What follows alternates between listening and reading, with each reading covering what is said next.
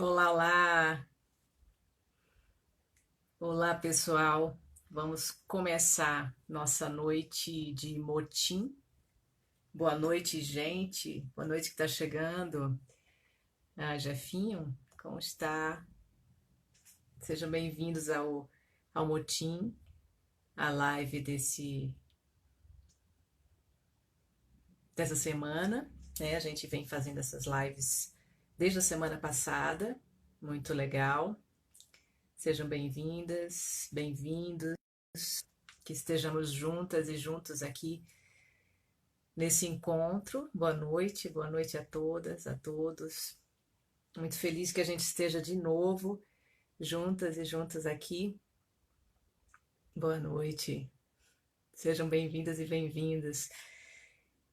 Então a gente está aqui no Motim na quarentena, né? A segunda semana que a gente vem fazendo aqui nossos encontros. Hoje a gente tem um encontro super gostoso e que vai aprofundar nossas questões. Boa noite, Flor, boa noite, Cris, boa noite, todo mundo que está entrando aí, aos poucos, a Júlia, enfim, boa noite, Ana Cecília, boa noite a vocês todos e todas. Sejam bem-vindos ao Motim na Quarentena, nossa segunda semana de encontro. O Motim, que tem um subtítulo, né, Mito, Rito, Cartografias Feministas nas Artes, é um grupo de pesquisa vinculado ao CNPq e à Universidade do Estado do Rio de Janeiro, UERJ, e tem se destacado por um caráter interinstitucional, né? Isso aqui é para quem não conhece o Motim e quem conhece para lembrar do Motim.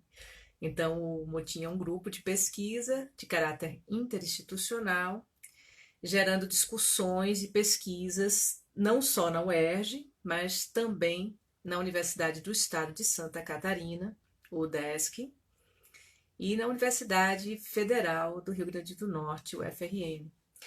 E nesse trânsito se vem diluindo essas fronteiras acadêmicas que separam, né, o Nordeste do Sudeste, do Sul do Brasil e construindo pontes, né, entre artistas, pesquisadores, na circulação de discussões acerca da mulher, dos arquétipos femininos, das questões de gênero, de racialidade e diferentes feminismos que norteiam as lutas de mulheres em solo nacional.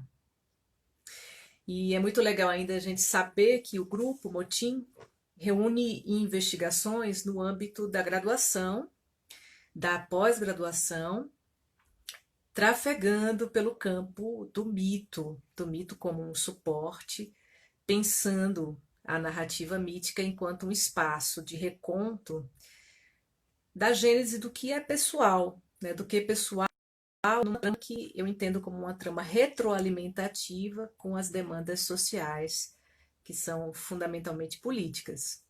Então, é uma plataforma pessoal, mas que ao mesmo tempo a gente está discutindo questões que são muito profundas e que envolvem todo um coletivo, né? Para quem não me conhece, eu sou a professora Luciana Lira, coordenadora do Grupo Motim, que é esse grupo interinstitucional, e eu estou mediando esse nosso projeto, né? Um projeto de lives semanais, são lives semanais, nessa fase de necessário isolamento social. Então, bem-vindas e bem-vindos a todos. Todo mundo está entrando aos poucos. Eu estou introduzindo um pouco a nossa live de hoje. Tem gente que já está acompanhando desde a semana que vem, desde a semana anterior. Já estou na semana que vem.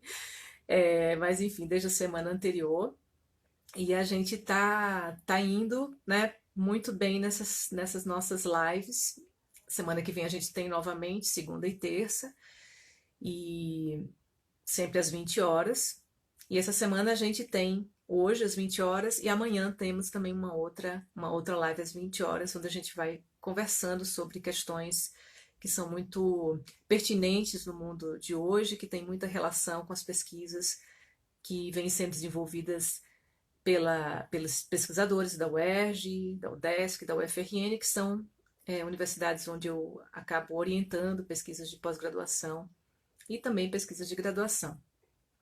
Então, esse projeto da live é para deixar a gente um pouquinho mais junto um do outro, né, uma da outra, exatamente para que a gente não deixe esmorecer as nossas lutas.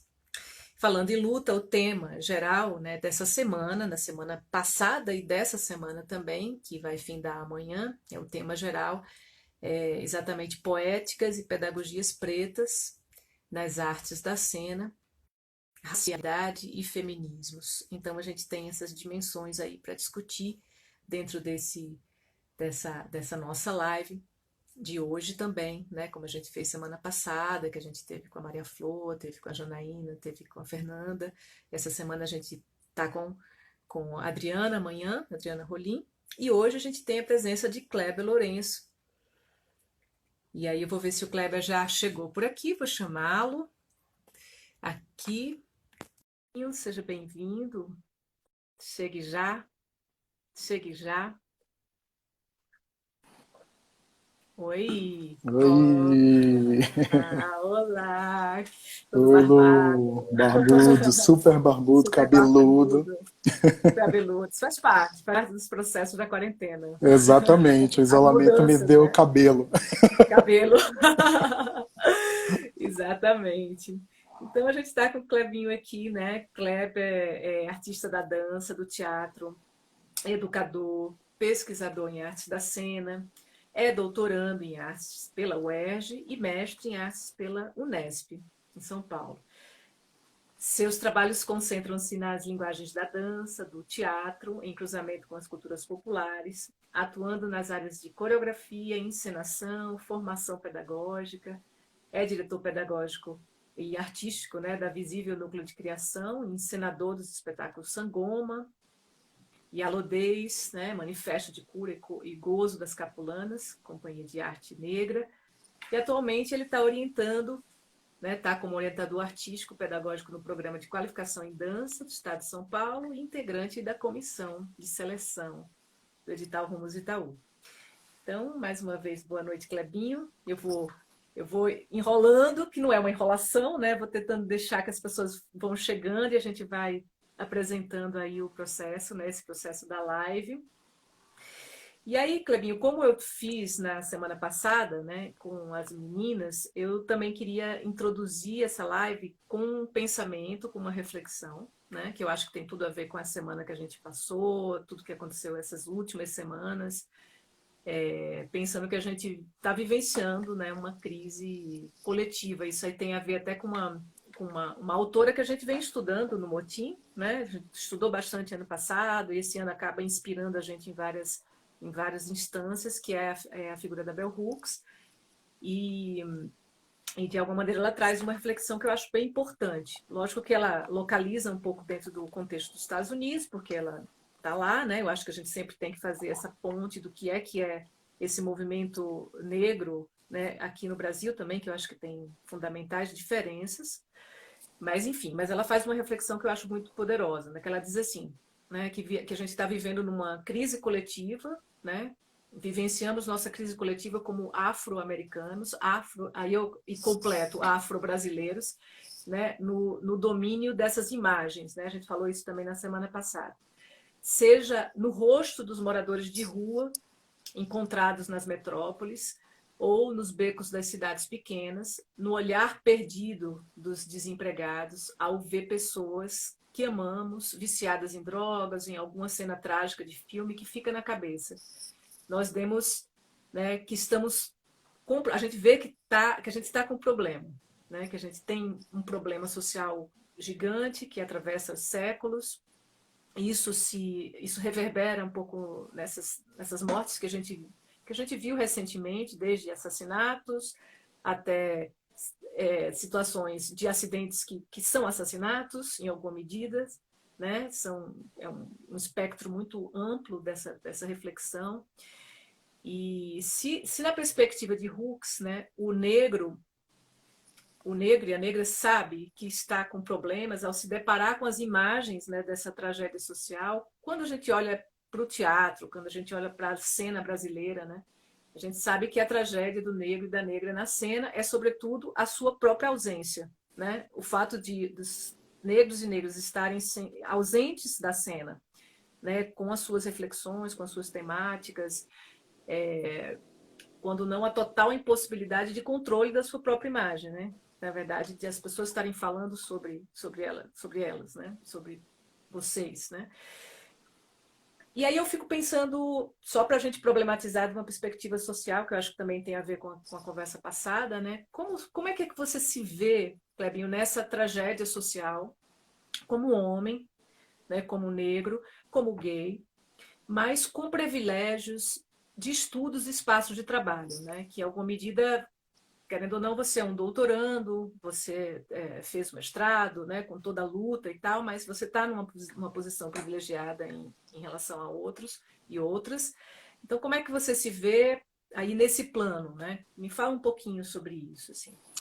Então vamos lá, vamos começar essa Vamos conversa, né? Vamos começar a conversa, começar. inclusive, de um lugar bem trágico, pesado, né? A É, gente está numa semana é, pesada e você já traz uma conversa para a gente começar aí no peso. Primeiro, boa noite a sim. todas e todes que estão aqui com a gente na conversa. Obrigado por vocês estarem aqui conosco. E bom, Lu, vamos começar pensando assim. Eu queria destacar algumas questões nessa fala da Bell Hooks, né? Na citação que você trouxe da Uhum, Bell Hooks, porque eu acho que tem uns 3 aspectos aí antes de responder a pergunta direcionada à minha pessoa, né? Já que a gente está uhum, trazendo esse uhum, amparato mais social. E eu acho que o primeiro tem a ver com essa questão do domínio das imagens, para a gente pensar uhum, junto. Sim, nós estamos inseridos nessa tragédia, né? uhum, Sim, nós sabemos que estamos com problemas, né? sim. Porém, essa questão dessa tragédia social é um fato que é histórico, né, que tem a ver com um processo histórico cruel, que tem a ver com um processo Sim. histórico de colonização, e a gente sabe disso, né, e é um processo que gera uma série de traumas e uma série de adoecimentos.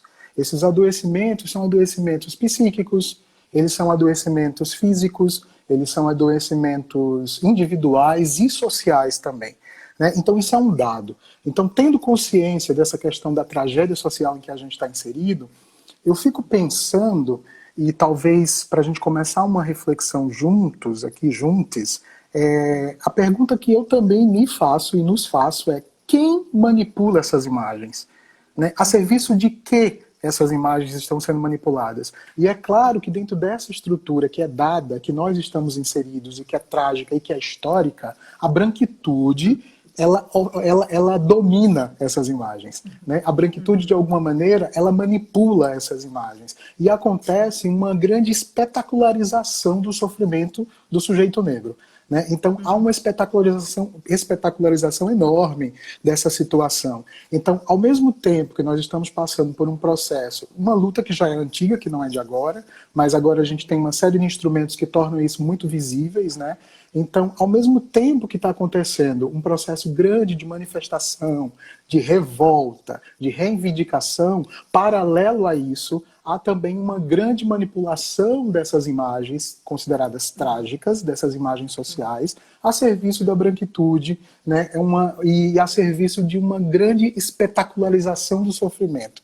É muito maluco a gente pensar isso, porque parece que esse mecanismo é um mecanismo que ajuda a enfatizar essa desigualdade social. Então, o tempo inteiro o negro ele é mostrado, simplesmente o sujeito negro, a população negra, ela é sempre mostrada por esse lugar da dor, por esse lugar do uhum, silenciamento, por um lugar de uma condição social que é desigual, né? O tempo inteiro isso é enfatizado. Então eu uhum, convido a gente a pensar também quem é que está por trás dessa manipulação, porque é um uhum, processo cruel de edição, inclusive. É uma edição da uhum, fala do negro, é uma edição da imagem do negro. Então a mídia, nesse momento, e quando eu falo a mídia, eu falo a mídia e a branquitude, ela edita aquilo que ela quer mostrar.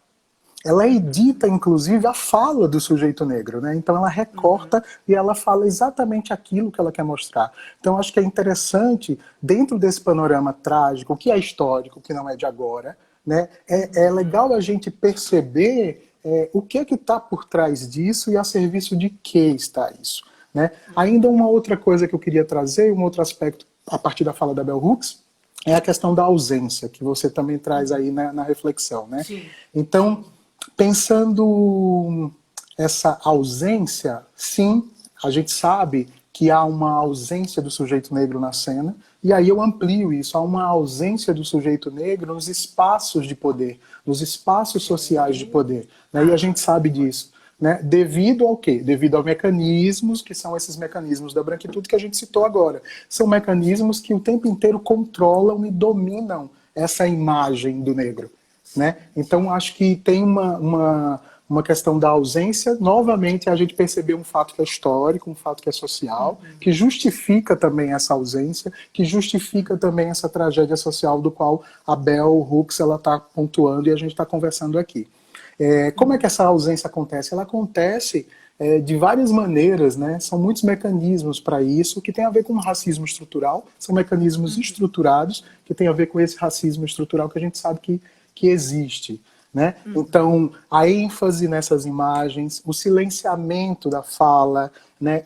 Quando se ignora a fala do outro, quando se infantiliza a fala do outro, que é uma maneira, inclusive, de domesticar aquela pessoa e colocar ela numa Sim. relação de servidão o tempo inteiro. Então, tudo isso são controles, são formas de controle do domínio dessas imagens a serviço de uma branquitude, a serviço de um racismo estrutural. Né? E aí um outro aspecto dessa questão da ausência que eu também pontuo, e aí eu acho que tem a ver com a curva que a gente pode fazer agora, a partir dessa Sim. tragédia social e desses dados que são históricos, é perceber quais são as contranarrativas que estão sendo criadas em relação a esse panorama. Então, assim, que essas contranarrativas, essas outras narrativas, têm a ver com todo esse levantamento de artistas negros, tem a ver com mobilizações que valorizam os espaços potenciais desses negros, né? E que são poucos vistos, que são poucos visibilizados. Então, percebe-se que diante desse fato histórico, dessa tragédia social, a gente tem a mídia manipulando e editando aquilo que ela quer mostrar para transformar isso num grande espetáculo do sofrimento do sujeito negro, né? Mas, ao mesmo tempo, existe uma contranarrativa o tempo inteiro acontecendo que também não é vista. E aí, dentro dessa perspectiva da contranarrativa, eu penso assim, a gente poderia se perguntar ausente de onde também. Porque eu acho que esses agrupamentos, esses lugares potenciais de vida do sujeito negro e da população negra que estão sendo criados, exatamente para dizer que nós queremos estar ausentes desses espaços de violência. Nós não Sim. precisamos estar nesses espaços de violência que são criados pela branquitude, porque são espaços criados onde a violência é extremamente simbólica, ela não é uma violência direta, porque, na verdade, existe o estereótipo de quem é violento é o sujeito negro, né? Ou ele é o violento ou ele se vitima das situações. E aí, existe também o negro, eu penso que o sujeito negro, ele tem o direito à escolha, ele pode fazer escolhas e tem o exercício de autonomia, de poder escolher o espaço que ele quer estar. Ele pode pertencer a quais agrupamentos ele quer pertencer. Né? Então, eu acho que isso tem a ver com, agora, a gente começar a criar outros espaços de visibilidade de uma outra história, de um outro momento que não é só esse momento da tragédia social que é dada. Porque, trazendo isso para a cena, a gente não quer mais ficar fazendo espetáculos onde nós somos os escravos nos espetáculos, onde a gente está falando de um processo de escravização o tempo inteiro.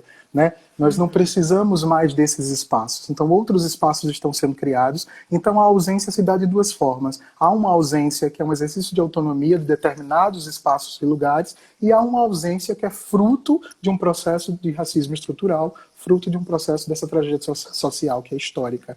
Né? Então, esses são, eu acho que são pontos para a gente observar a partir da citação da Bell Hooks, mas aí, já respondendo também a sua pergunta, né, já entrando nessa contranarrativa, para a gente poder começar a construir novos olhares, novas possibilidades, você me pergunta como eu me vejo inserido nessa tragédia, né? E é a partir de privilégios que eu possivelmente tenho. Sim, eu me vejo imerso completamente nesse lugar, sobretudo nessas camadas que você traz, né, que são camadas interseccionais, né, como homem, como negro, como gay, como nordestino. Então são várias camadas que que apontam essa tragédia de uma forma até bem maior, porque tem especificidades, cada uma delas. Mas eu começo a pensar também que privilégios são esses, né? Quais são os lugares de privilégio para a gente refletir junto? Porque é dado, e eu sei, e eu tenho extrema consciência de que, em termos de racialidade, o meu tom de pele, por ser mais claro, ele sim me diferencia de outras pessoas negras, me diferencia de outros sujeitos negros, e eu tenho extrema consciência disso. Mas eu fico pensando também que privilégios de fato são esses? São privilégios ou se são vantagens? São vantagens que são construídas. E que lugar de privilégio a gente está discutindo? Porque não é um privilégio do sujeito branco. Não é o privilégio que está dado na branquitude. Então talvez a gente tenha que discutir também esses lugares de vantagens e privilégios dentro da negritude e dentro da branquitude. Porque dentro dessa questão fenotípica que eu apontei, a gente sabe que há uma discussão bem complexa em relação à mestiçagem no país. Né? A gente tem até a grande referência do livro do professor Kabengele Munanga, rediscutindo mestiçagem no Brasil, que é bem interessante e bem importante para a gente entender isso de uma dinâmica política. Então eu tenho consciência desse lugar, esse lugar é complexo, mas pensemos essas vantagens, porque eu não nasci num lugar de condições privilegiadas. Eu não nasci com condições privilegiadas. E é por isso que talvez eu não tenha privilégios e tenha talvez vantagens em relação. Né? Então eu sou o primeiro da minha família a entrar numa universidade, pública, o primeiro de toda uma geração. Né? Meu pai começou como mecânico dentro de uma empresa de automóveis, e aí ele constrói a carreira dele lá dentro. Minha mãe, como professora, ficou muito tempo como dona de casa e depois trabalhou no comércio, e trabalhando no comércio, minha mãe já é falecida, e ela terminou a última profissão dela, ela foi cobradora de ônibus de uma empresa de transporte na cidade que ela nasceu, que é em Caruaru. Então, assim, mas o meu pai e minha mãe sempre investiram em educação, tanto para mim quanto para minha irmã.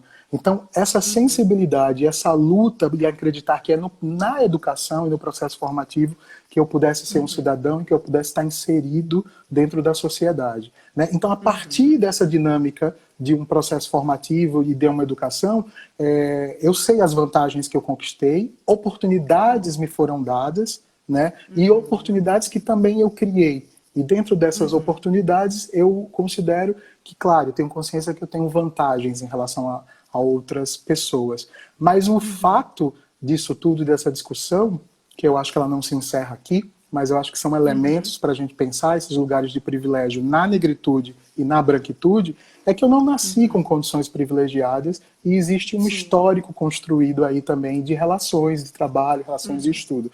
A questão é, o que é que eu faço com essa tomada de consciência e o que é que eu faço nos lugares que eu ocupo?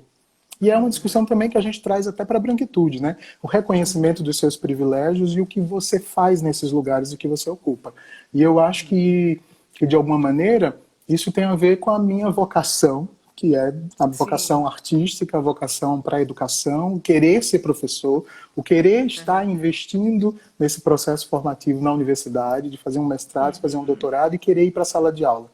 Né? Então, os lugares por onde eu passeio na minha trajetória profissional, eu acho que a partir desse dado de consciência, eu tento também revisar as minhas atitudes, né, em relação a essas vantagens e privilégios. Ótimo, ótimo, ótimo. Gostoso falar isso, assim, porque gostoso é um termo, né, na verdade, né? Porque eu acho que é uma questão super densa, mas eu acho que tem uma satisfação também da gente discutir isso. Eu acho que é hora da gente discutir cada vez mais essas questões. E interessante você pegar essa palavra privilégio, porque eu acho que a palavra privilégio é uma palavra que está sendo bastante usada, né? Então, acho que foi uma ideia da gente, quase uma pegadinha, no sentido de que... E foi muito legal você pensar de que, na verdade, não é privilégio, mas uma vantagem, né? Enfim, né? E uma vantagem até... que tem a ver com espaços também construídos, né? Espaços que são construídos a partir das oportunidades que me foram dadas e as oportunidades que eu criei também. né? Porque eu não nasci numa condição privilegiada e eu não estou numa condição privilegiada. Porque, Exato, né, ótimo. exatamente, nós como artistas estamos cada vez mais suscetíveis nesse panorama político que a gente está vivendo, né? E aí eu fico pensando, mas que lugar privilegiado concreto eu estou ocupando? Porque os lugares que eu pertenço e que eu estou atuando também são lugares de passagem. Entende? E então é uma Total. luta em uma atuação também para que outros estejam nesses espaços assim como eu. Né? E Sim. tanto que eu estou na função de professor e de educador. Sim, sim. As pessoas estão postando aqui uma série de questões em relação a isso. Eu acho que é porque também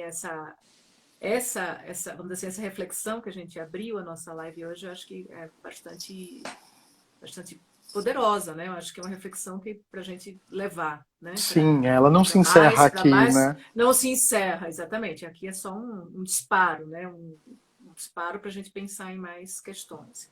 Mas aí vamos entrar um pouco nesses comos, né? Porque eu acho que isso, a live também serve um pouco para a gente entender, não só para a gente levantar as reflexões, mas também entender esses comos, como é que a gente começa a colocar esses temas em pauta, né? Eu acho que a arte ela vem a potencializar esses espaços, exatamente para a gente colocar em pauta essas questões, né? Colocar a ser visto e visto para as pessoas, né? E aí tem uma formulação de uma questão que eu fiz, que é exatamente isso. Como é que a gente pode compreender, o teu tema é um pouco esse, né, da noite de hoje, é compreender o que são essas poéticas negras, né? Esses caminhos de criação, né, com essas temáticas, quais são essas especificidades? Se você consegue pontuar essas especificidades dentro do trabalho que você já vem fazendo, daí eu acho que você pode até contar um pouco de você, que eu acho que é importante para quem tá chegando, né? Gente que conhece você, mas gente que também não conhece, falar um pouco e misturar um pouco com essas duas questões que eu te faço, né? Como a gente pode compreender essas poéticas negras e quais as especificidades delas, assim. Sim. Bom, é isso que a gente estava falando, né? Criar essas contranarrativas. A gente está num exercício de criar essas outras narrativas e dar valorização desses espaços de criação artísticos que são por sujeitos negros, sujeitos que são tidos como subalternos, enfim. Então, essas poéticas negras, Lu, para mim, elas têm a ver com uma maneira de escrever na cena. E eu acho que a gente vai trazer isso agora para esse dado mais do trabalho cênico, né, especificamente, até para eu entrar nessa questão. Eu acho que a poética negra ela tem a ver com uma maneira de organizar este imaginário em torno da corporeidade do sujeito negro. Entende? E esse imaginário, ou seja, cada artista e cada grupo, ele vai ter a sua maneira de organizar esse imaginário, organizar esses símbolos, organizar vamos considerar essa escrita. E muitas vezes a maneira de organizar esse material, de escrever, é uma maneira autoral. Né? Então eu considero que essas poéticas negras têm a ver com uma maneira de escrever a partir desses elementos todos da corporeidade do sujeito negro no processo criativo. E quando eu falo sujeito negro, eu não estou falando do indivíduo somente, eu não estou falando da pessoa, não é um trabalho de uma pessoa, não é numa instância particular. Eu estou falando do sujeito numa dimensão política, numa dimensão social e numa dimensão individual. Porque aí eu considero a subjetividade desse sujeito. Entende? Então são aspectos, então tem a ver com uma comunidade, né? Tem a ver com artistas, né? Então essas maneiras onde esses artistas estão articulando essa escrita, articulando essa organização, para mim tem a ver com a busca de uma poética, e de uma poética muitas vezes autoral, onde a gente pode detectar ou pode observar e analisar o exercício dessa poética. Pensando nas encenações, pensando nas artes da cena, especificamente, a gente pode observar isso na dramaturgia do trabalho, nas dramaturgias, né, que não é só a dramaturgia do texto, mas a dramaturgia da cena e a dramaturgia do corpo, que muitas vezes é texto. Né? A gente pode observar isso nas temáticas que são abordadas nesses trabalhos. A gente pode observar isso nos símbolos e nos signos que compõem o vocabulário estético daquelas obras. Né? Então, são uma série de elementos que talvez sejam especificidades para a gente observando nessas poéticas. Deu uma Entende? quebradinha agora. Deu uma Entende? quebradinha aqui, mas entendi, claro, São essas sim, especificidades, né? observando, pensando nas artes da cena, né? O teatro, a dança, a Sim, performance. A gente tem sim, aí na dramaturgia, a gente tem essa observação nos elementos dramatúrgicos, na temática abordada pelo trabalho, sim, no vocabulário sim, estético da obra, né? Na estrutura sim, formal da sim, obra. Então, sim. esses elementos eles vão determinando essa escrita. E essa Aham, escrita, aham, ela é calcada na uhum, subjetividade, calcada na corporeidade desse sujeito, uhum, uhum. do sujeito negro. Fala um pouquinho da sua experiência, Clarion, assim, né? Como é que você, né, faz esse trabalho, né? Como é que você pensa? Hoje também o tema é um pouco essa ideia de corpo, movimento, porque você vem fundamentalmente da dança, apesar de você ter sempre uma interface muito forte com teatro, com performance, então você está sempre numa interface com outras linguagens, com outras modalidades de arte, mas ao mesmo tempo, né, você tem né, uma formação em dança forte e tal, né? Então, como é que você pensa corpo, movimento a partir dessas perspectivas, né, das poéticas negras? Quais suas estratégias? E mais uma vez eu solicito para que você possa falar um pouco dessa tua experiência, talvez dar exemplos um pouco com as tuas experiências, que eu acho que vai ser legal para as pessoas te conhecerem. Porque aqui na live a gente tenho conversado um pouco em off, né, com as pessoas que vão fazer a live, que eu quero muito que a gente permaneça num lugar que é de uma conversa sobre temas, né? E não esse lugar de estar se falando de si e tal, mas ao mesmo tempo é muito interessante que a gente use esses exemplos, né? Que eu acho que você tem para dar, e acho que vai ser legal a gente escutar. Sim, Então, sim, eu vou entrar neles agora, tá. certamente. Né? Mas como é que eu penso o corpo e o movimento, né, Lu? Que faz parte muito da minha trajetória profissional. Eu penso o corpo e o movimento a partir da experiência desse sujeito negro, desse artista negro, como artista criador. A partir da experiência dele. Porque quando eu penso a partir da experiência desse sujeito negro, eu considero singularidades, eu considero uma pluralidade também, né, Uhum, nessa relação, porque não somos uhum, únicos e não pensamos da mesma maneira, nem temos o mesmo repertório corporal. Isso tem a ver com uhum, um exercício de negritude em diferentes contextos, né? E aí, uhum, trazendo um pouco, para a gente poder chegar nos exemplos, trazendo um pouco para a dança, né, para a linguagem da dança. A uhum, semana passada, a minha colega do Motim, a Fernanda Dias, uhum. ela, Sim, sim. ela trouxe uma definição maravilhosa e ela trouxe uma definição assim muito pontual e Uhum, muito clara, né, muito específica, muito objetiva em relação ao que seriam as uhum, danças negras. Né? Eu vou uhum. continuar nesse contexto maior para depois Ótimo. chegando nos exemplos. Porque eu Uhum, acho que tem a ver com essa abordagem das poéticas negras, né? Complementa. uhum, Então a Fernanda uhum, trouxe uma definição do que seriam essas danças negras de uma maneira assim resumida. Ela falou que essas danças negras têm a ver que são as matrizes, né? Essas matrizes de danças africanas e afrodiaspóricas. Então eu uhum, complementaria a uhum, definição da Fernanda e traria também junto para a nossa discussão, que também essas danças negras têm a ver com a existência, com a experiência do sujeito que dança, desse sujeito uhum, negro que faz e que realiza e que dança essas danças, uhum, que não teria só a ver com as matrizes e o reconhecimento dessas matrizes de uhum, danças específicas, né? A gente uhum, sabe que essas matrizes precisam ser reconhecidas, elas precisam ser nomeadas, principalmente uhum, como para serem valoradas esteticamente nesse contexto de contemporaneidade, porque elas existem por elas mesmas. uhum, Mas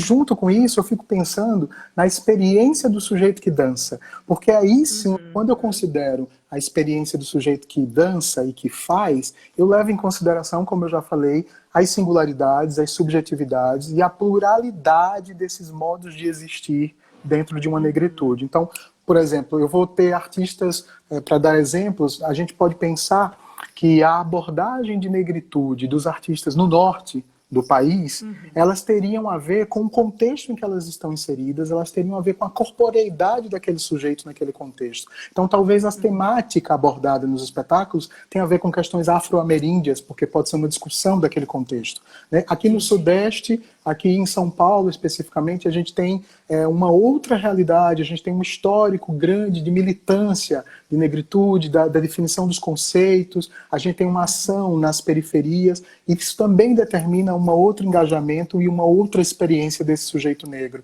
Né? No Nordeste, e até para a gente falar de Pernambuco, a gente sabe que o sujeito negro lá também está inserido dentro de um contexto que tem a ver com o mito de democracia racial, que tem a ver com a complexidade da ideia de mestiçagem. Então, as abordagens temáticas desses artistas na cena também são diferenciadas. Né? Então, não é uma só experiência. Então, eu fico pensando que esses espetáculos e essa dança negra, o corpo e o movimento, ele não tem a ver apenas com essa matriz específica ou com o vocabulário dessas danças, mas tem a ver com a experiência de quem realiza essas danças, como sujeito negro, e volto a dizer, quando eu digo sujeito, não é o indivíduo, mas sim o sujeito social, político e individual, né? E numa esfera individual também.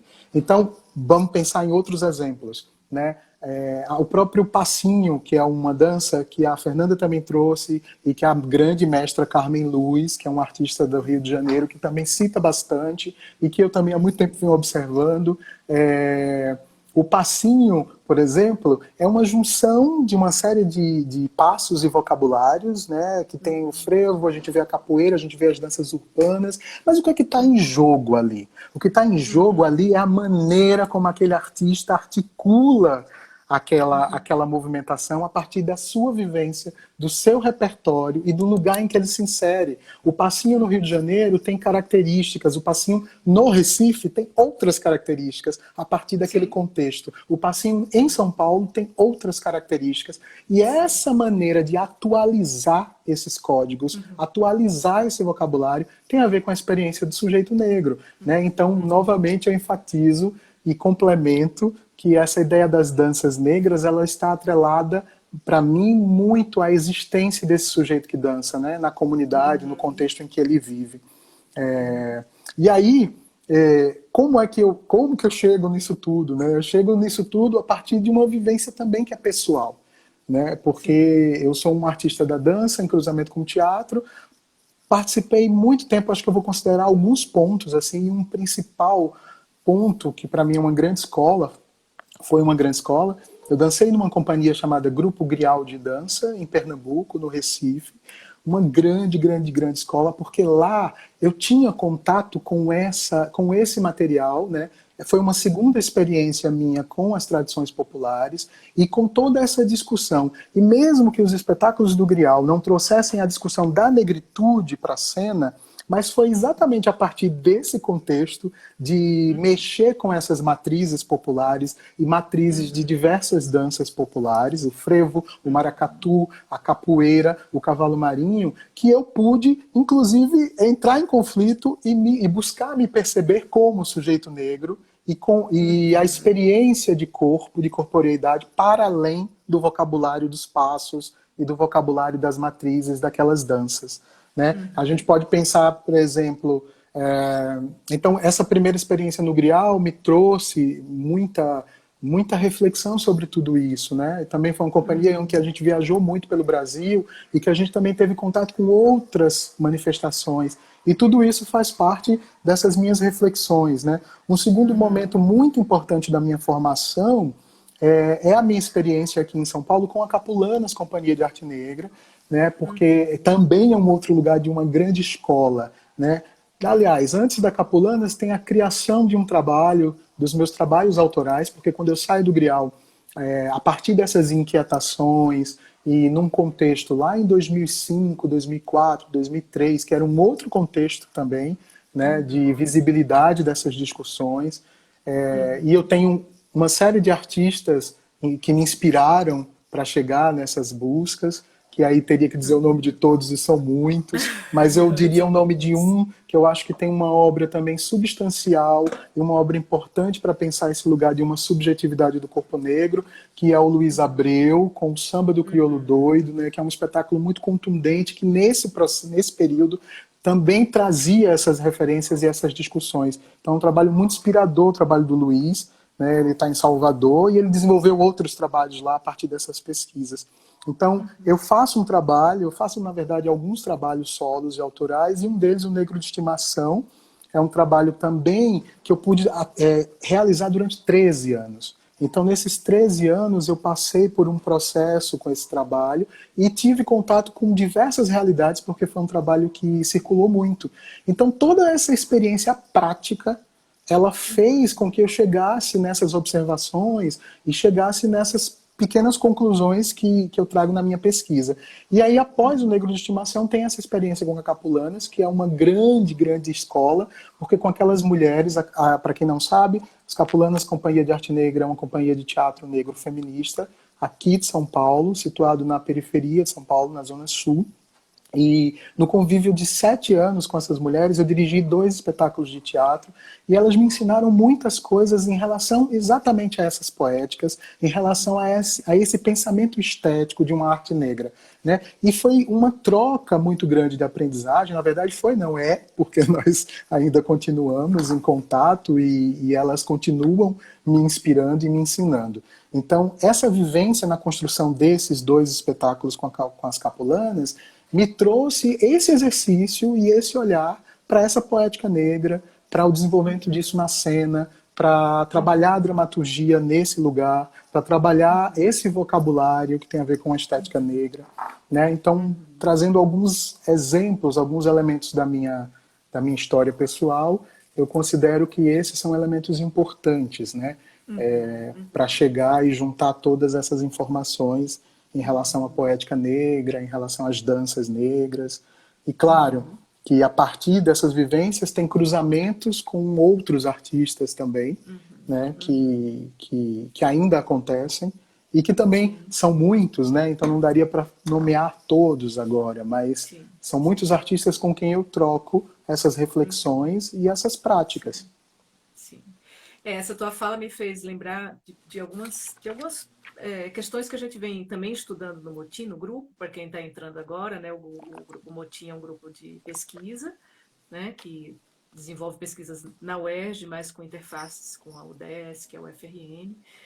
E aí lembro de uma questão que você traz, inclusive a gente falou do Zeca Ligeiro na semana passada, né, com a Fernanda, que ele fala da ideia de motrizes, né? Isso. Que eu acho super interessante pensar um pouco dessas duas perspectivas, a ideia de matriz, quando você fala de matriz, dessas danças negras, que é algo que vem, né, de trás, mas ao mesmo tempo né, que tem um sustentáculo, mas ao mesmo tempo essa motriz é aquilo que faz girar, né, um dínamo, né, que faz girar, que é exatamente essa atualização das questões. E o Zeca desenvolve essa ideia de motriz, que eu acho bem interessante, que você trouxe no seu mestrado, né? Exato. E que é bem legal da gente pensar um pouco isso a partir dessa ideia, né? Exatamente. Lá no mestrado eu me encontro com esse conceito do Zeca Ligiero sobre as motrizes culturais, né, dentro dessas manifestações populares, e é exatamente essa maneira que eu estava pensando, né? Então existem as matrizes, que são os lugares que a gente reconhece, que são os lugares que a gente precisa nomear, mas eu me interesso bastante por esse processo, por essa dinâmica de atualização, né? E aí eu volto a dizer que a experiência do sujeito negro e a corporeidade dele está em jogo e transforma isso numa dinâmica motriz, né? Até na minha dissertação eu chamo de corpo motriz. Então vamos pensar num corpo motriz, né? Vamos pensar no processo, na atualização, vamos pensar no repertório desse sujeito, do lugar de onde ele vem. E aí, até para ilustrar, a gente pode pensar em alguns exemplos. Quando eu fico falando dessa ideia da experiência do sujeito que dança, da experiência do sujeito que realiza aquilo, eu estou levando em consideração,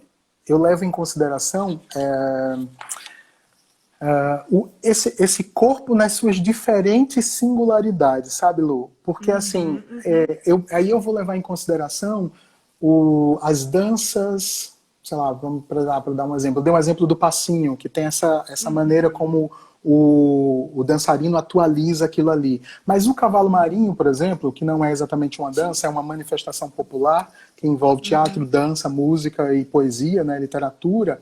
Mas ali no cavalo marinho, já trazendo para uma outra linguagem, nós temos 2 personagens centrais da história que são negros. há ali toda uma narrativa construída a partir de um processo de negritude no país, a partir de um processo de colonização, né? Então, eu Uhum. levo em consideração aquela manifestação, então é uma outra Sim. negritude que está sendo discutida ali, né? Uhum. Que não é exatamente a matriz africana, o que não é Sim. diretamente das danças africanas, mas é a Uhum. partir do sujeito negro, né? Ali Sim. naqueles personagens, mas a partir da Sim. vivência desse corpo negro, né? Então, o cavalo Uhum. marinho. E aí eu posso considerar também, eu pensando no sujeito negro, na experiência dele, eu preciso Sim. considerar também os artistas negros que têm uma formação, vamos pensar, a partir das técnicas eurocêntricas, que são Uhum. sujeitos negros que têm consciência da sua existência e do seu papel político como negro, mas que têm também Uhum. uma formação no balé clássico, que têm também uma formação na dança moderna, mas que trazem Uhum. para suas poéticas pessoais uma Uhum. discussão que é uma Uhum. discussão de negritude, mas o seu vocabulário, o seu corpo e a sua experiência também está Uhum. calcada em outras técnicas, que não só Uhum. necessariamente a matriz de dança africana. Né? Xixi. E aí a gente pode dar um exemplo também, o voguing, por exemplo, os artistas Uhum. que dançam voguing, o voguing é uma dança que está inteiramente ligada com uma discussão de sexualidade e identidade do Sim. corpo negro. Uhum. Né? Sim, sim. E hoje a gente também percebe que muitos artistas eles estão no seu processo formativo, eles se formam, vamos pensar assim, formam, né, como artistas a partir desses diferentes estilos, as danças urbanas, o voguing, as danças populares, né, sem Uhum. necessariamente precisar da técnica clássica como a técnica Sim. padrão para se ter um corpo para dançar. Então, Uhum. essas experiências que são plurais, que são múltiplas, elas são importantes para a gente pensar a corporeidade desse sujeito negro e pensar uma definição de dança negra, né? E Sim. pensar essas poéticas, que é o que eu estou investigando. Legal. A gente já está meio no finalzinho já, Clebinho. A gente é rápido, né? Mas outra interface que eu acho interessante da sua fala também, né? Quando você traz essa ideia tanto da pluralidade, né? Da multivocalidade dessas questões todas que a gente está discutindo aqui, porque não é uma fala só, não é uma história só, mas né? Não é uma pessoa só, mas é um coletivo que se coloca dentro das suas singularidades. Também essa ideia do pessoal é político, né, que é um termo da segunda onda feminista, que você está falando a todo momento, sujeito negro, mas a gente está falando de sujeito e está falando de sujeita, né, ao mesmo Sim, tempo. O sim. quanto essas questões de racialidade estão intercambiadas com as questões dos feminismos, né, dos feminismos plurais, né, e o quanto essa ideia de autoralidade também está ligada a uma questão macro, né, a gente não está falando de uma mulher só, a gente está falando de várias mulheres, a gente Sim. está falando de um negro só, a gente está falando de vários negros, com as suas negros e negras, né, com as suas especificidades, né, que eu acho que isso é interessante a gente pensar o quanto essas questões que você levanta acaba tocando, né, nos feminismos, nas questões de gênero, como você trouxe aí com o exemplo da dança Vogue, né?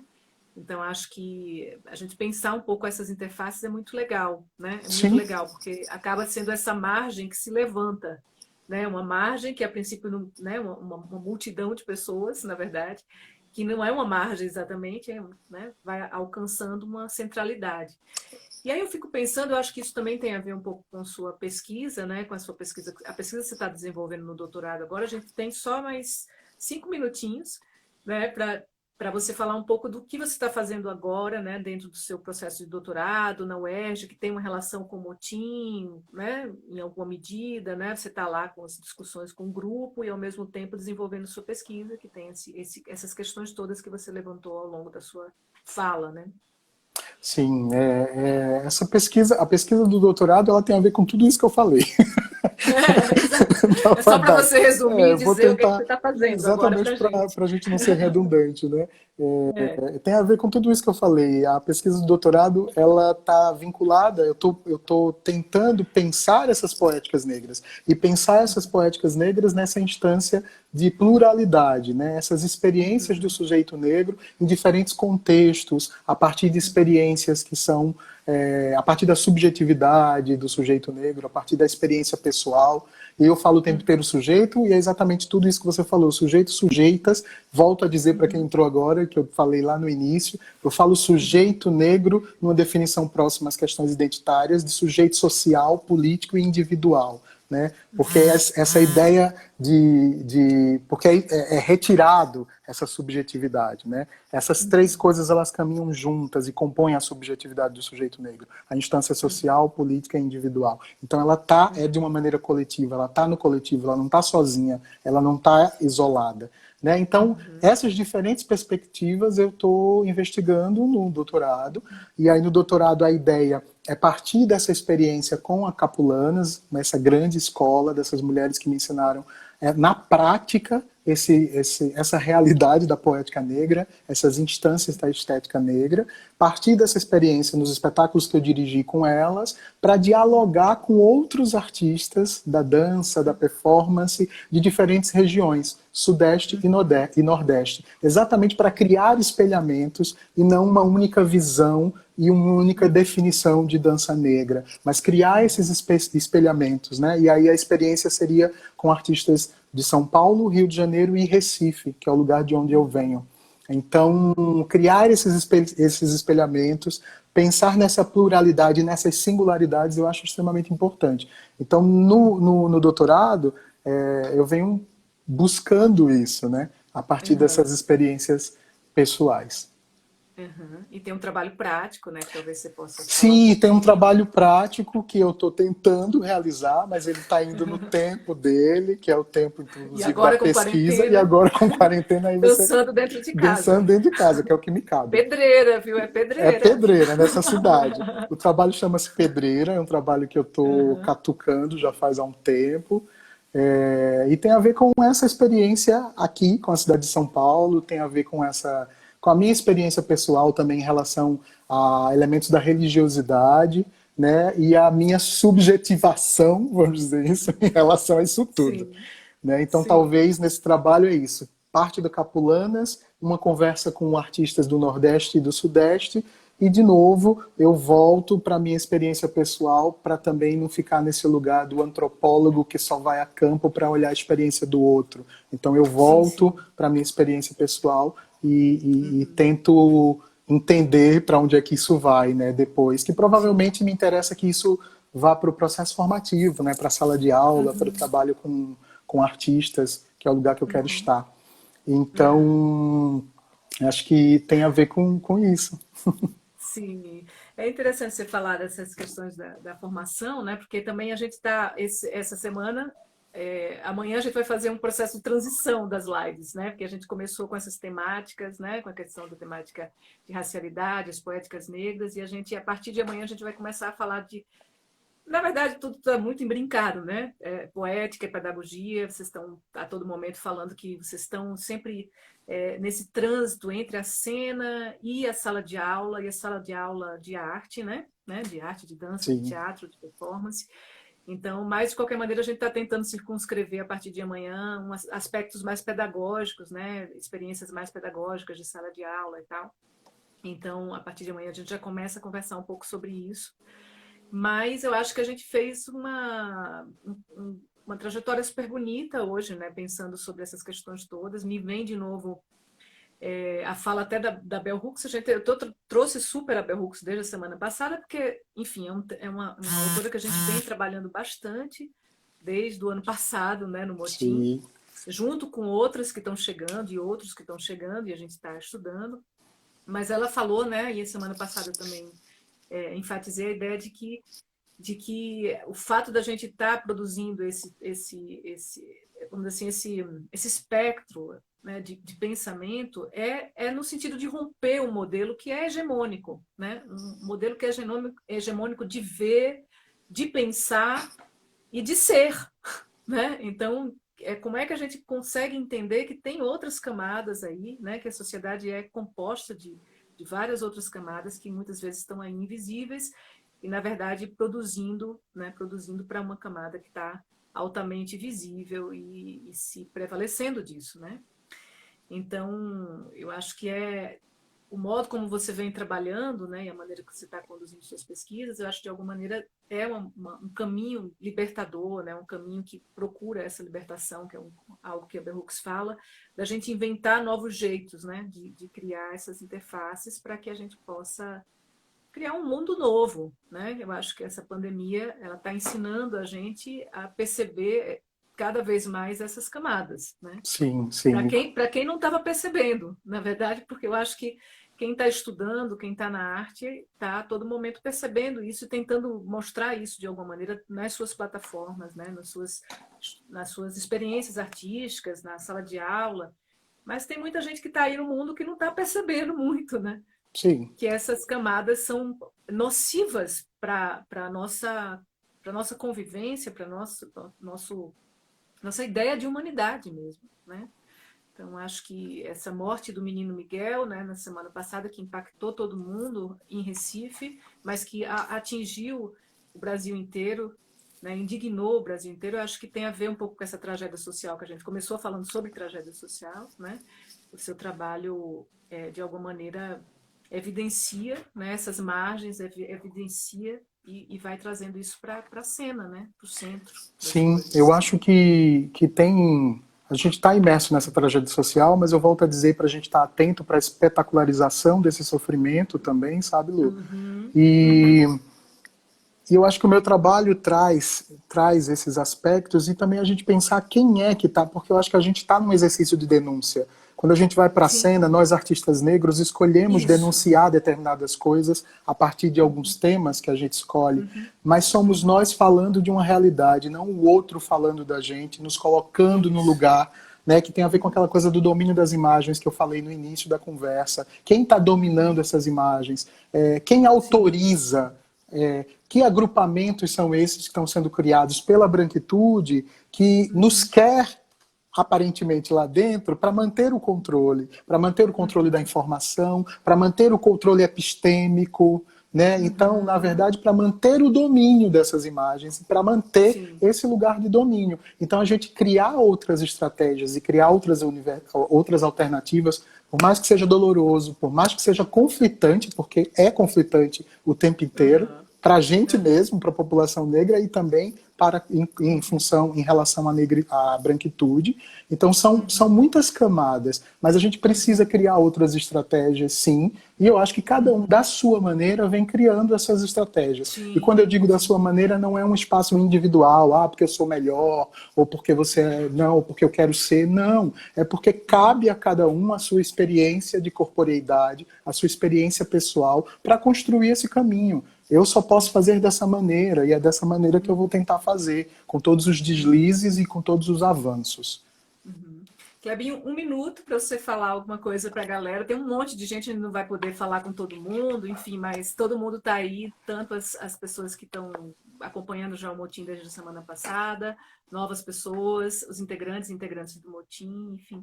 Fala um minutinho para eu Tá. poder fechar. Eu queria agradecer, na verdade, nesse um momento. Eu separei um textinho aqui também da Bell Hooks, já que a gente está nela, Lindo, mas eu acho que talvez não dê ótimo. tempo de falar esse textinho, que é uma citação de um aluno da Bell Hooks, que é muito interessante, mas Ah, está na lindo. página 261, para depois no Uhum. livro Ensinando a Transgredir, depois quem quiser Sim, consultar. Né? É uma fala que sim. ele fala sobre essa relação do corpo e da dança para ela como uma demonstração de afeto e dessa descoberta.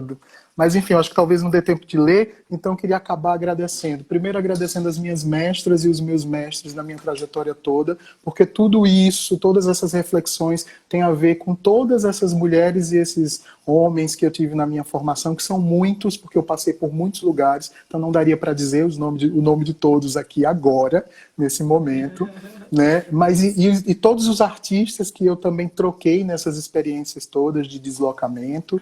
Agradeci imensamente ao Motim, aos meus colegas de Motim, que também estão nessas buscas autorais, nas suas pesquisas. Agradecer muito a você, Lu, porque eu tenho uma admiração enorme. Nós temos uma trajetória construída de muito tempo, que começa no lugar artístico e hoje a gente se reencontra nesse lugar pedagógico. Então agradeço Uhum. imensamente. Agradecer ao UERJ por acolher a minha pesquisa no programa de pós-graduação. Né? Então, agradecer a todos todas que estiveram aqui nessa live para conversar com a gente, para a gente poder começar um processo de escuta e diálogo, mesmo que virtual, se bem que ele já acontece. Né? Agradecer a todos que estiveram aqui. E, enfim, Maravilha, Clebinho. é isso. Obrigada pela sua presença. Foi maravilhosa a nossa conversa. A gente tem pouquíssimo tempo. Amanhã a gente tem mais motim, às 20 horas, com a Adriana Rolim, que vai falar também de processos pedagógicos, a partir de uma perspectiva também negra.